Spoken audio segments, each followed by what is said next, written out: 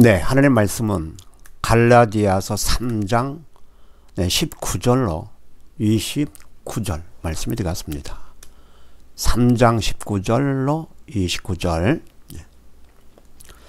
네, 우리가 지난번에는 함께 나눈 말씀이 믿음으로 살지 않으면 어떻게 되느냐.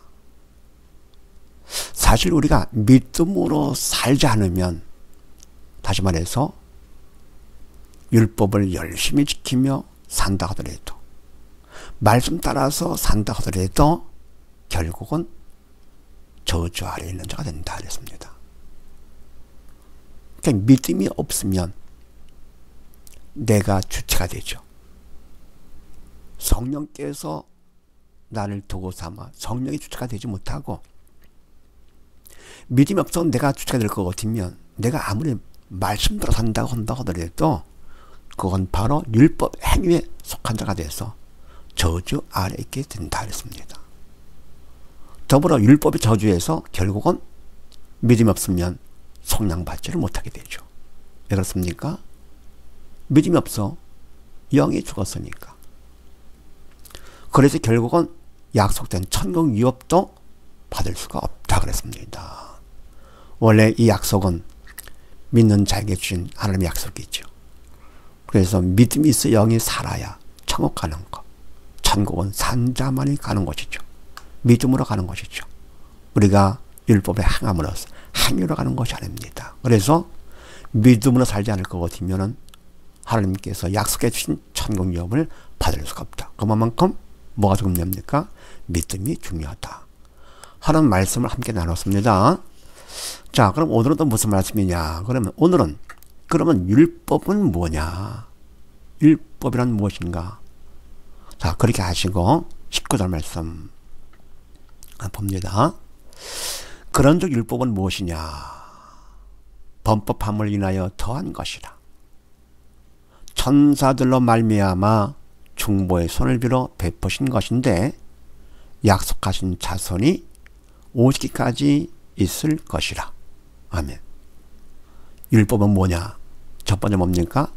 범법함을 인하여 더한 것이라 그랬습니다. 바로 이것은 법을 범했기 때문에, 하나님의 법을 범했기 때문에 우리한테 필요한 것이죠. 죄가 없다면 필요 없는 것이죠. 그래서 바로 율법은 우리가 죄가 있음을 깨우쳐 주시고자 하나님께서 주신 것이죠. 율법을 지키라고 한 것이 아니고, 두 번째는요, 천사들로 말미암아 중보의 손을 빌어 베푸신 것인데, 아멘. 바로 믿음은 하나님께서 독생자 친히 주신 것이죠. 그런데 바로 율법은 천사들로 말미암아 중보의 손 모세를 통해서 베푸신 것인데 이스라엘 백성들에게 주신 것이죠. 그러니까 율법은 천사들로 말미암아 모세를 통해서 이스라엘 백성들에게 주신 것이다. 믿음은 친히 주셨는데, 선물로 친히 주시고 아브라함에게 주시고 우리에게 주시고 이렇게요. 그러면서 세 번째, 약속하신 자손이 오시기까지 있을 것이라. 유효기간이 있죠. 약속하신 자손 누구십니까? 예수 그리스도께서 오시기까지만 유효한 것이다. 오신 다음은 그 다음에 유효하지 않는 거죠. 자, 그 다음에 20절 말씀이요. 중보는 한편만 위한 자가 아니니 오직 하나님은 하나이시니라. 아멘. 원래 중보가 바로 뭡니까? 양쪽 중간에서 양쪽의 유익을 위해서 하는 사람이죠. 더불어 양쪽의 유익과 더불어서 양쪽의 책임을 갖고 하는 거죠. 양쪽 다 책임이 있습니다. 그러면서 이제 하는 것이 중보자인데, 바로 이거는요, 한편만 위한 자가 아닌데 오직 하나님은 하나이시니라.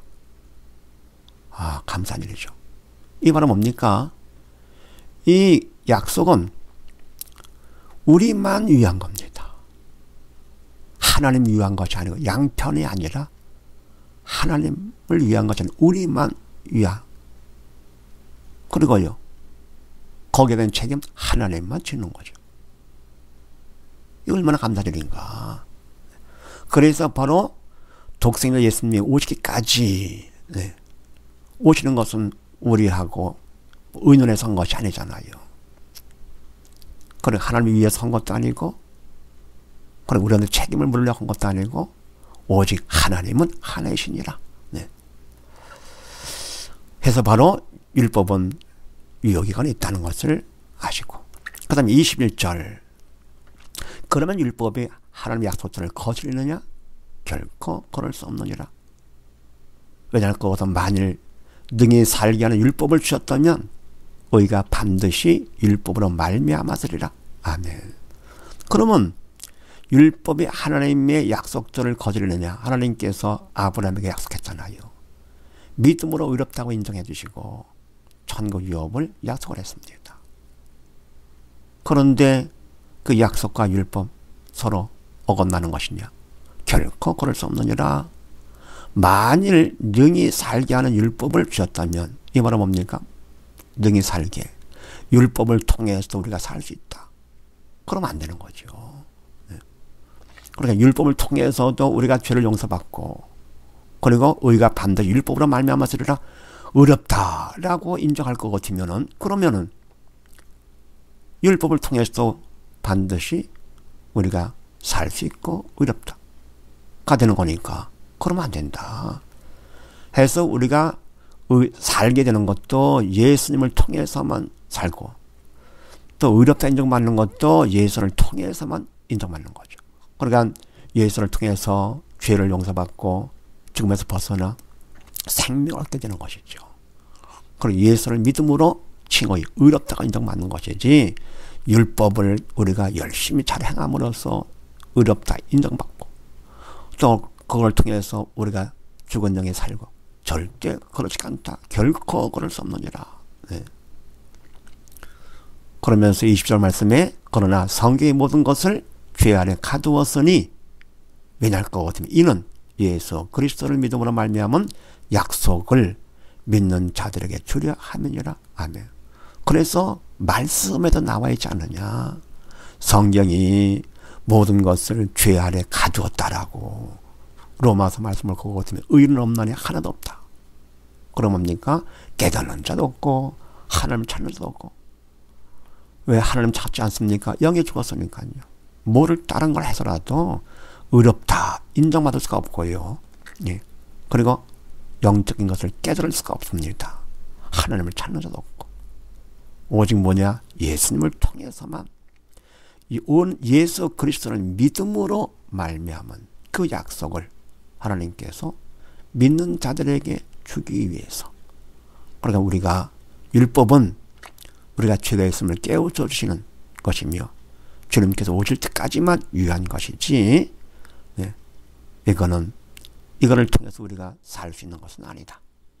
의롭다 인정받는 것은 아니다 하는 거. 네. 다음 두 번째요. 23절 이하 말씀. 믿음이 오기 전에 우리가 율법 안에 매인바되고 계시될 믿음의 때까지 갇혔느니라. 아멘. 믿음이 오기 전에 우리가 믿음을 받아서 영이 살기 전에는 우리가 율법 안에 매인바되고 율법 안에 죄가 있다. 그걸 깨우치면서 거기에 묶이는 거죠. 율법을 통해서 우리가 의롭다 인정받지 못하고 살 수가 없으니까. 그랬다가 계시될 믿음의 때까지는 갇혀 있느니라. 네.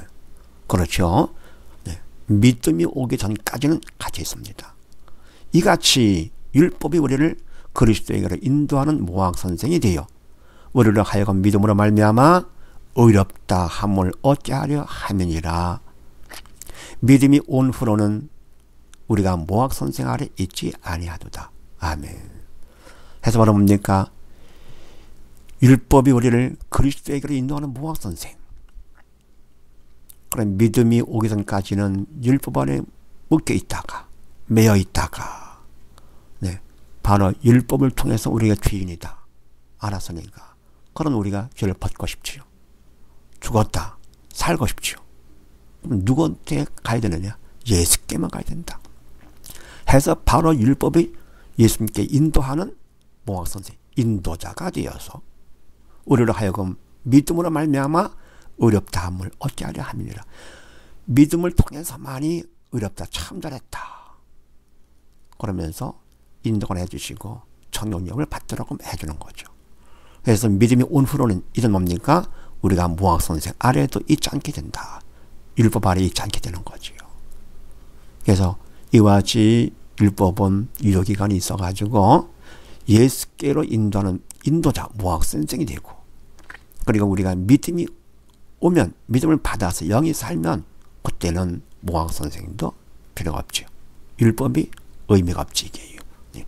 그렇다고 무시하라 그건 안 되죠. 네. 바로 우리의 모든 정성을 바로 믿음에 집중하는 거죠. 예수께 집중. 네.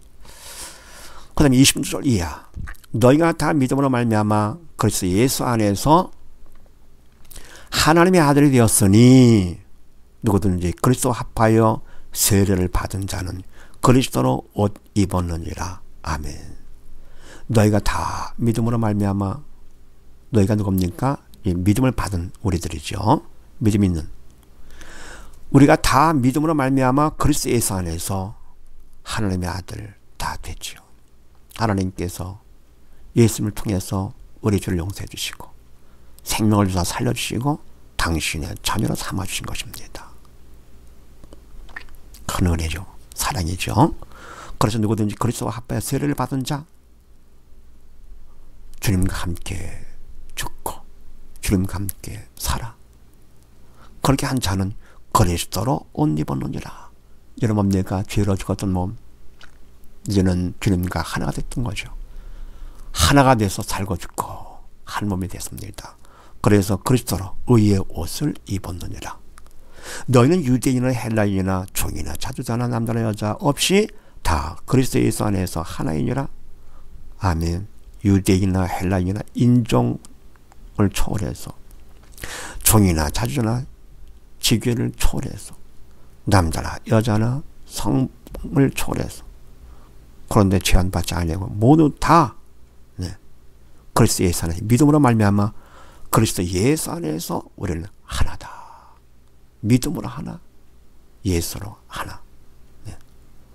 그러니까 너희가 그리스도께 속한 자면 믿음이 있어 예수 안에 있는 자고 하나님의 자녀로 우리가 하나가 된 자라면 곧 아브라함의 자손이요 아브라함의 복을 우리가 받는 후손이요 약속대로 유업을 이을 자니라.